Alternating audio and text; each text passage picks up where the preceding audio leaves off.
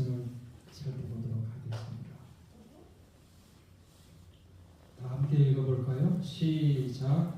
내 안에 거하라. 나도 너희 안에 거하리라. 나는 포도나무요 너희는 가지니 저가 내 안에 내가 저 안에 있으면 이 사람은 과실을 많이 맺나니 나를 떠나서는 너희가 아무것도 할 수 없으리라. 15장 4절 5절 말씀. 비유 가운데 예수님께서 가장 마지막으로 하신 비유가 이 비유입니다. 죽으시기 그 다음날 죽으시는데 바로 전에 이별하시기 전에 제자들에게 가장 알려주시고 당부해 주기를 원하셨던 간직하셨던 그 말씀이 그대로 들어가 있는 말씀이 포도나무의 비유입니다. 정말 소중한 말씀, 마음에 간직하셔서 마지막으로 해주시고 싶었던 그 비유가 포도나무 비유입니다. 그 다락방에서 겟세마니로 가시다가 포도나무를 보시고 이 말씀 주셨어요. 이 말씀이 얼마나 중요한지 결론부터 보겠습니다. 같은 15장에 무엇이든지 원하는 대로 구하라. 그리하면 이루리라.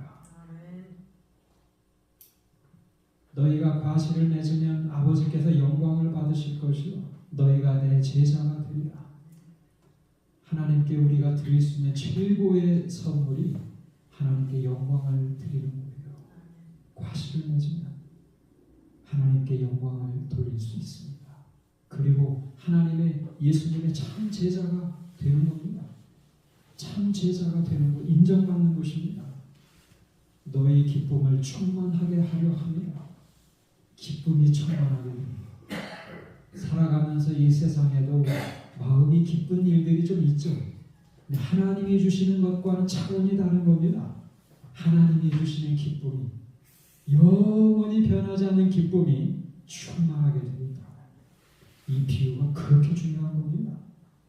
응답받는 기도의 비결도 있고 또 하나님께 영광을 돌리고 또 하나님의 참 제자가 되고 우리의 기쁨이 충만하게 될 것입니다. 이 비유에서 제일 많이 등장하는 말이 뭘까요? 아내. 내 안에 거하라. 나도 너희 안에 거하리라. 저가 내 안에 내가 저 안에. 아내라는 말. 반대로 말하면 예수님 떠나서는 아무것도 할 수가 없다라고 말씀하셨어요. 몸은 이 땅 위에서 떠나시지만은 보이지 않으시지만은 안에 거할 수 있고 영원히 함께 거하실 수 있다는 것을 말씀해 주시는 거예요. 아내라는 말은 특별히 뭘 의미하는가 하면 똑같은 15장 4절 여기 점점점 하면서 지원하는데 그 안에 보면 붙어있는 것입니다. 우리가 예수님께 붙어있는 거예요. 성경 주석에 보면 예수님 아내라는 말은 끊임없이 예수님과 친밀한 관계를 갖는 거라고 정의합니다. 시대의 소망을 우리가 찾아보면 성령의 은혜를 끊임없이 받아들이고 그분의 지도를 따르면서 사는 것 이렇게 말합니다. 이게 예수님 안에 거하는 거예요. 쉽게 말하면 우리가 매일 성경 보고 그 말씀을 하나님의 권면의 말씀으로 나를 위한 말씀으로 받아들이고 마음을 드리는 기도를 드리고 성령의 음성을 듣는 거예요. 여러분 성령의 음성을 듣는 그 단계까지 올라가게 되시기를 바라요. 성령의 마음으로만 들을 수 있는 성령의 음성을 듣고 그분의 지도를 받으면서 사는 것. 이게 예수님 안에 거하는 겁니다. 여러분 예수님 안에 거한다는 것은 구원의 확신과도 관련해서 특별한 의미를 갖는 단어예요. 예수님 안에 거한다는 것은 굉장한 의미가 있습니다. 저희 지난번 교과 시간 토론 때 구원에 대하여 우리가 얘기를 잠깐 나눴잖아요. 그것 때문에 사실은 이 비유의 말씀을 준비했어요. 로마서 8장 1절 2절 다 함께 읽어볼까요? 시작. 그러므로 이제 그리스도 예수 안에 있는 자에게는 결코 정죄함이 없나니 이는 그리스도 예수 안에 있는 생명의 성령의 법이 죄와 사망의 법에서 너를 해방하였습니다. 로마서 8장 1절 2절 이게 로마서의 핵심 성경절 가운데 하나입니다. 그리스도 예수 안에 있는 자에게 여러분 예수님 안에 거하는 게 중요하다고 말씀하신 게 아니에요. 바울도 예수님 안에 있는 거 정말 중요하다고 말했고 베드로도 그리스도 안에라는 말 강조했죠. 요한도 그랬어요. 주 안에 거하라 그랬어요. 예수님의 안에 거하는 게 이렇게 복음의 핵심이 되는 겁니다. 뭐가 없어요? 예수님 안에 거하는 사람은 정죄가 없는 거예요. 죄를 묻지 않으신다는 거예요. 예수님 안에 거하는 사람, 예수님을 믿음으로 개인의 구조로 받아들인 사람은 품성의 결함이 없습니까? 있어요. 행동으로 죄 안 짓습니까? 지어요. 그런데 뭐는 없다고요? 정죄함은 없다는 거예요. 여전히 구원받는 겁니다. 여러분 아시겠어요? 그러므로 그리스도 안에 거한다는 의미를 충분히 이해하게 되시기를 바랍니다. 제가 예를 들어 볼게요. 언제나 예는 완벽한 예는 없습니다. 이해를 돕기 위해서 드리는 겁니다. 여기 한 신자가 있어요. 예수님을 개인의 구주로 믿음으로 받아들여서 구원받은 신자가 있어요. 이분은 날마다 아침마다 성경 보시고 기도하시고 예수님과 친밀한 관계를 유지하시는 분이에요. 또 봉사도 하시고 자원에서 그런 일들을 하십니다. 우리 강경원 지사님처럼 봉사 많이 하시고 선교도 많이 하시잖아요. 예. 그런 신자예요. 예. 지사님 들으셔야 돼요. 지사님을 위해서 준비한 말씀. 예. 피곤하시죠? 여러분 그런데 이 신자가 그렇게 생활하시는데 밖에 나가서 하루는 주변 사람들과 생활하시면서 아주 억울한 일을 당했어요. 마음으로 분노가 치밀었어요. 그래서 화가 나서 한마디 했습니다. 무식화한 거예요. 화가 나서 한 말이에요. 근데 그게 주변 사람들에게 마음의 상처가 됐어요. 근데 이분이 흥분해서 운전해 가시다가 사고를 만나셔서 돌아가셨어요. 우리가 볼 때는 회개하기 전이에요. 회개할 틈이 없었어요. 이분 구원 받으실까요? 못 받으실까요? 받으시는 거예요. 분명히 마음에 상처가 준 말을 했으면 죄를 지은 게 분명한데 정죄는 없는 거예요. 왜 그래요? 왜 그럴까요? 여러분 이분은 예수님과 늘 친밀한 관계를 규칙적으로 유지하시잖아요. 그러면 반드시 말씀을 읽으시다가 성령께서 깨우침을 주시잖아, 감동을 주시잖아. 너의 죄가 이런 죄가 있지 않느냐. 예수님 그 죄 맞습니다. 내가 그 죄 지었습니다. 제가 회개합니다. 용서해 주세요. 용서를 구하는 기도를 반드시 드릴 거예요. 그리고 그 이웃에게 전화를 해서 내가 정말 그 말해서 정말 하지 말았어야 되는데 그 말 했다. 너무 미안하다고 말할 거 아니에요. 예수님은 그래서 정죄가 없다라고 말씀하십니다. 그래서 구원은 여전히 그분에게 여전히 유지가 되는 것입니다. 완벽한 예는 없어요. 그러나 저는 이렇게 있습니다. 구원은 그래서 우리 재림 신자들이 제일 약한 부분이 정말 성실하게 믿음 생활 잘 하시는데 구원의 확신이 왔다 갔다 하시는 거예요. 기쁨이 없는 거예요. 우리 재림 신자들에게 물으면 이렇게 대답을 해요. 예수님을 개인의 구주로 믿는 순간 구원을 받습니다라고 말하는 건 잘하십니다. 근데 한 번 받은 그 구원을 유지할 때는 행함으로 유지해야 될 것처럼 오해하시는 거예요. 이 죄 지으면 구원 못 받아요. 안식일 지키지 않으면 구원 못 받습니다. 여러분 또 이 죄 지으면 구원 못 받아요. 여러분 구원은 그렇게 말하는 순간 우리의 행동과 연관해서 말하는 순간 그게 행함으로 말미암은 의가 되는 것이고 율법주의가 되는 것입니다. 구원은 율법과 상관없는 율법 때문에 이 죄가 이르렀고 죄를 깨닫게 되는 것이지 구원은 예수님이 주시는 거잖아요. 그러므로 엄밀히 따지면 여러분 엄밀히 따지면 그분은 그 행동을 범해서 죄를 지어서 구원을 못 받는 게 아니라 그 이전에 예수님과 친밀한 관계가 없어서 못 받는 거예요. 엄격히 따지면. 그러므로 여러분 구원은 예수님을 개인의 구주로 믿음으로 말미암아 시작을 해서 예수님과 친밀한 관계를 유지함으로 말미암아 유지가 되는 것입니다. 믿음으로 시작해서 믿음의 관계로 유지가 되는 거예요. 그게 구원입니다. 이런 분들이 잠시 분성의 결점이 있고 죄를 짓는다 해도 성경은 놀랍게도 정죄는 없다라고 말씀하시는 거예요. 우리가 이것을 이해할 때 하나님께 늘 감사를 드리게 되고 때로는 우리가 잘못할 때마다 느낌은 우리에게 내가 이런데도 구원받을 수 있을까 조마조마하지만 여전히 하나님은 말씀으로 우리에게 약속을 주신다는 것을 바라보고 의지해야 되는 것입니다.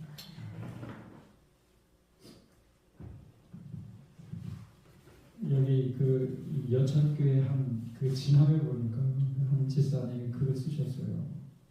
이 여천교회 다니시는 서수미 집사님이신데 여러분도 찾아보세요. 있을 겁니다.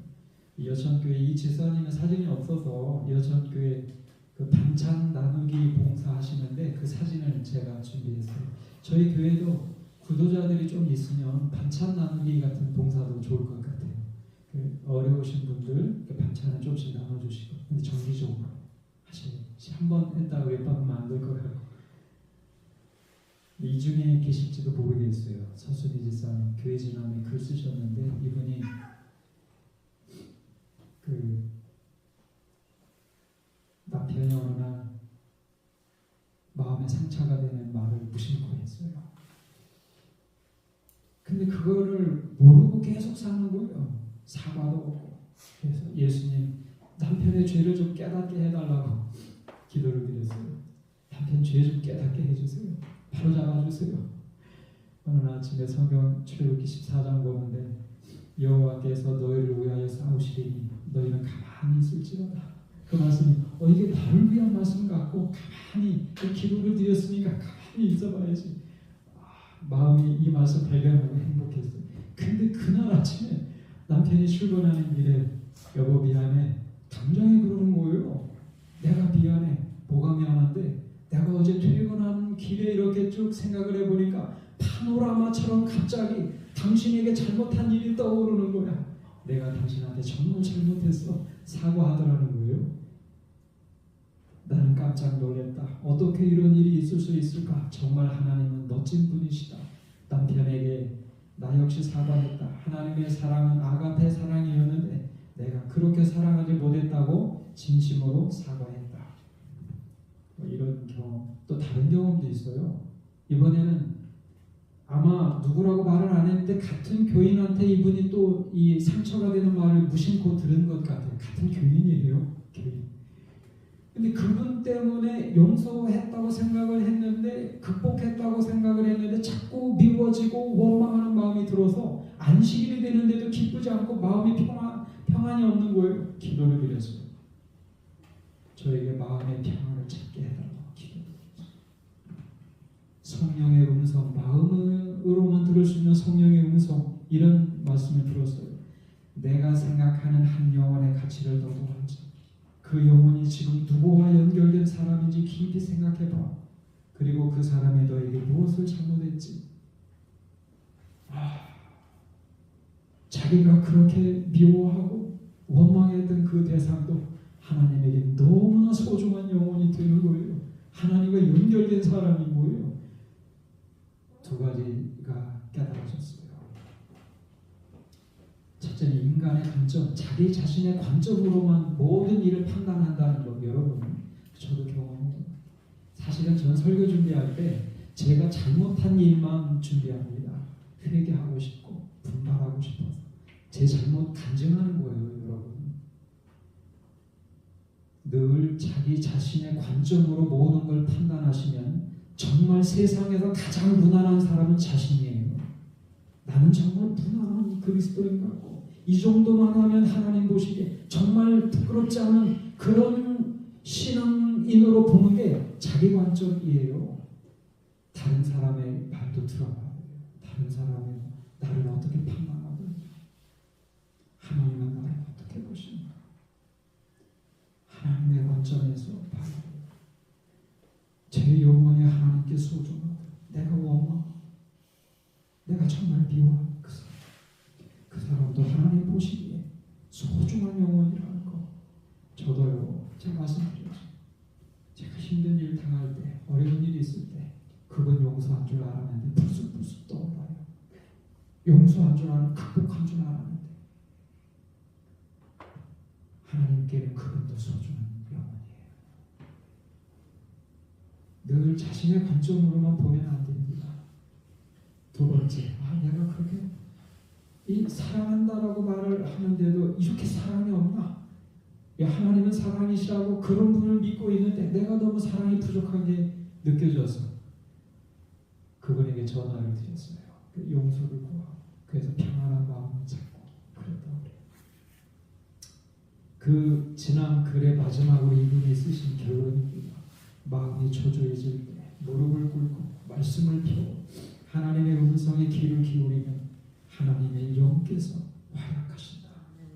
평범한 집사님 말씀이 예수님이 우리에게 주시고 싶었던 마지막 교훈 이겁니다. 제자로서 성공하는 비결, 신자로서 성공하는 비결은 예수님께 붙어 있는 것입니다. 붙어 있을 때 우리는 언제나 구원에 대하여 안심할 수 있어요. 친밀한 관계를 갖는 것입니다. 우리가 예수님 안에, 예수님이 우리 안에 거하시는 포도나무처럼 살게 되시기를 바랍니다. 두 번째, 다 함께 읽어보겠습니다. 시작. 내가 참 포도나무요 내 아버지는 그 농부라. 물은 내게 있어 과실을 맺지 아니하는 가지는 아버지께서 이를 제게 버리시고 물은 과실을 맺는 가지는 더 과실을 맺게 하려 이를 깨끗게 하시느니라. 1절, 2절 말씀. 제가 그걸 또 놓칩니다.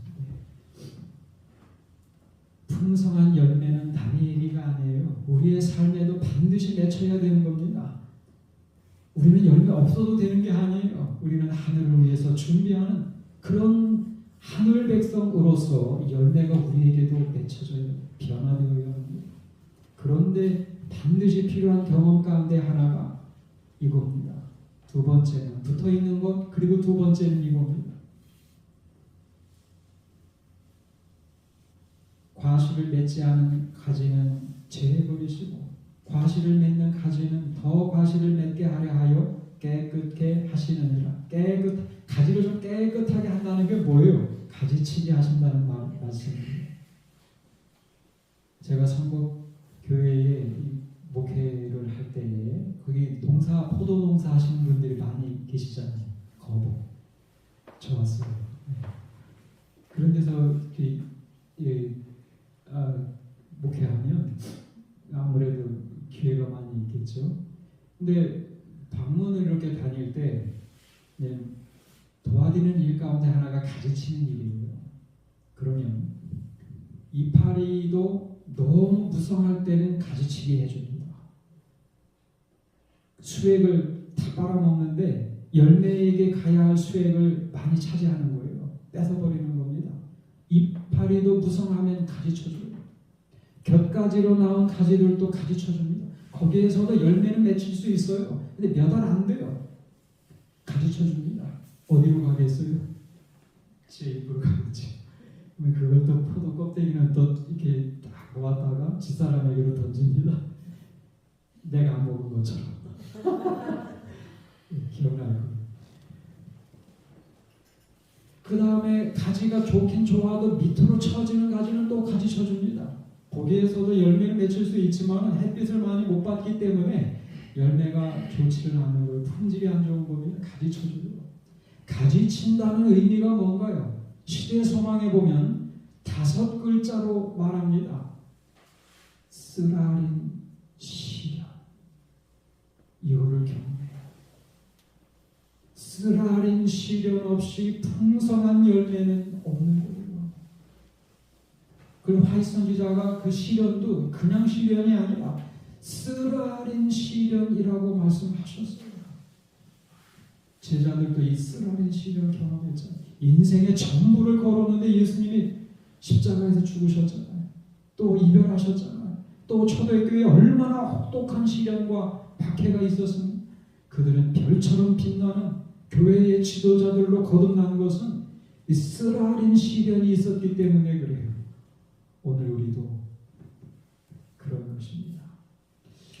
우리는 의문이 들어요. 늘 시련 앞에 서게 되면 의문이 들어요. 하나님을 믿는데, 하나님을 잘 믿었는데 왜 나에게 이런 시련을 주시는가? 건강을 잃을 때도 있고, 때로는 이 사업이 잘 안 될 때도 있고, 때로는 인간관계 때문에 정말 마음에 심한 어려움을 겪기도 하고, 하나님이 왜 나를 이런 시련을 허락을 하실까? 하나님 잘 믿는다고 믿는데, 최선을 다하는데 왜 나에게 하나님 이런 시련 주시는가? 원망스러울 때 있잖아요. 여기 이 비유가 우리에게 해답을 주고 있어요. 그게 뭐예요? 첫 번째는 하나님은 아무나 시련을 주시지 않는다는 거예요. 여러분 그거 하셔야 돼요. 하나님은 아무나에게 시련 주시지 않아요. 과실을 맺지 않는 가지는 그냥 내버려뒀다가 말라지면 재해버리면 그만이에요. 그런 거는 깨끗게 하시지 않으십니다. 그런데 봐서 풍성한 열매를 맺을 만한 가지는 가지치기를 해주신다는 거예요. 하나님이 나에게 시련을 주실 때는 우리가 정말 구원해 주시고 하늘 백성으로 준비시켜 주시기를 원하시는 대상으로 여기신다는 것을 우리는 기억을 해야 됩니다. 시련이 있을 때마다 하나님은 왜 나에게 이런 시련 주실까가 아니라 내가 잠시는 힘들겠지만, 내가 잠시는 견디기 힘들겠지만 하나님은 여전히 나를 사랑하시고 구원하시기를 원하시고 새로운 믿음 갖기를 원하시고 하늘을 위해서 준비되기를 하나님이 원하시는구나. 감사하게 되시기를 바랍니다. 두 번째는 아버지가 농부예요.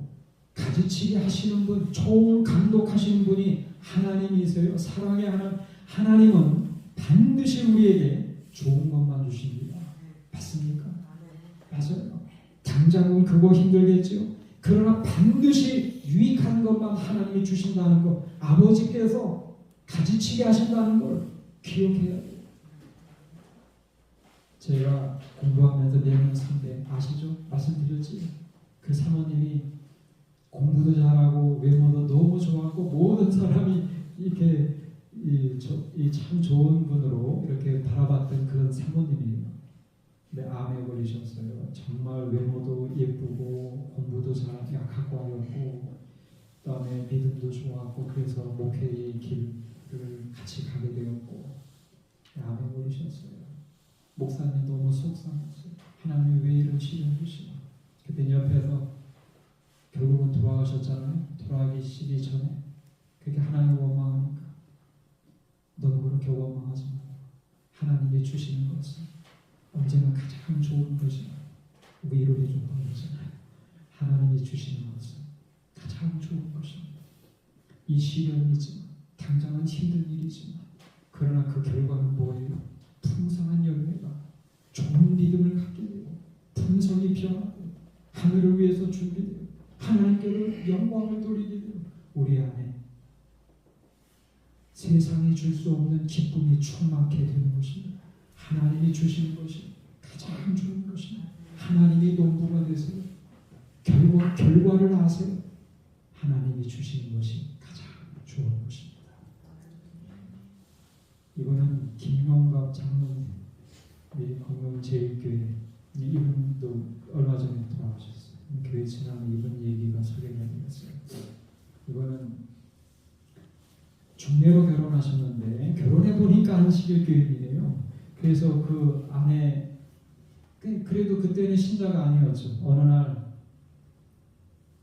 그 집과 가게, 이 편물 양재점, 그 옛날 분들은 아실 텐데 털실로 옷도 짜고 그 다음에 또 재단에서 치수 제거해서 옷도 만들어서 파는 편물 양재점을 이렇게 가게를 했어요. 근데 어느 날 도둑을 맞아서 모든 준비한 물건을 다 털렸어요.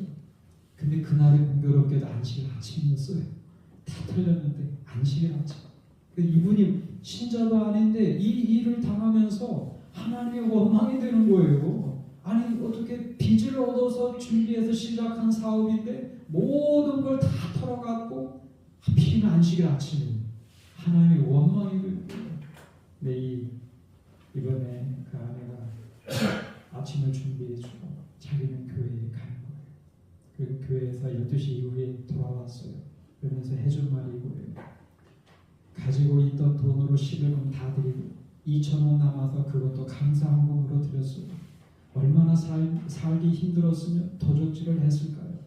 불쌍한 사람 도와준 셈 치고 잊어버려요. 이 남은 돈 얼마 안 될 텐데 11금 드리고 거기서 남은 돈은 또 감사헌금 다 드리고 그리고 뭐예요? 그리고 점심을 준비하고 찬미를 불러요. 울면서 부르는 거예요. 참 이분이 감동을 많이 받았어요. 아 이게 신자구나. 이게 진짜 신자구나. 이 아내의 행동이 좀 이해가 안 됐어요. 다 털리고 남은 게 빚뿐인데 다 11금 드리고 감사헌금 드리고 찬미를 울면서 또 용서도 해줘. 아 감동을 많이 받았어요. 근데 이 교인들을 통해서 더 감동을 받았어요. 교인들이 아들 대학 등록금으로 모아놓았던 쌀 10가마를 팔더니 그 현금을 또 빌려주는 거예요. 어떤 분은 쌀 2가마를 갖다 주기도 하고 밤낮으로 이 가정을 위해서 기도해주고 이해가 안 되는 그 사랑을 베푼 이 돌려받을 수 있는 그 보장도 없는데 그런 사랑을 받아 감동을 많이 받았어요. 하나님께도 감동을 많이 받았어요. 그렇게 해서 준비해서 다시 빚으로 또다시 사업을 시작을 했는데 주문이 얼마나 밀리는지 계속해서 밤일을 했다고 해요. 이분이 마지막으로 또 이 글 결론으로 이런 말씀 주셨어요. 얼마 안 되어 우리는 빌린 돈을 모두 갚았다. 좌절하지 않고 믿음으로 이겨내는 아내를 보면서 하나님께서도 살 길을 열어주시고 복 주시는 것을 확인했다. 하나님은 살아계시다는 확신을 얻게 된 것이다. 고난은 믿는 자에게도 찾아온다는 것, 믿음으로 환난을 극복해 나갈 때 더 깊은 신앙으로 성장하는 교회가 된다는 것을 아내를 통해 배우게 되었다. 이분 가정에 목회자가 4분 나왔어요. 그리고 장로님도 4분, 집사님 6분 나왔어요. 경제적으로도 복을 받았죠. 그리고 신앙적으로도 정말 풍성한 하나님의 복을 받았습니다. 포도나무의 비유, 예수님 주신 이 비유의 교훈처럼 우리가 정말 예수님만의 도와주심, 예수님 붙어 있어야 돼요. 가지가 가지에게 붙는 게 아니라 가지가 포도나무 원 기둥에 붙어 있어야 돼요.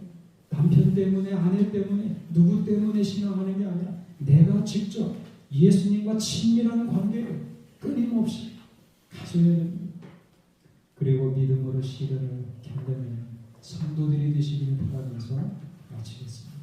아멘.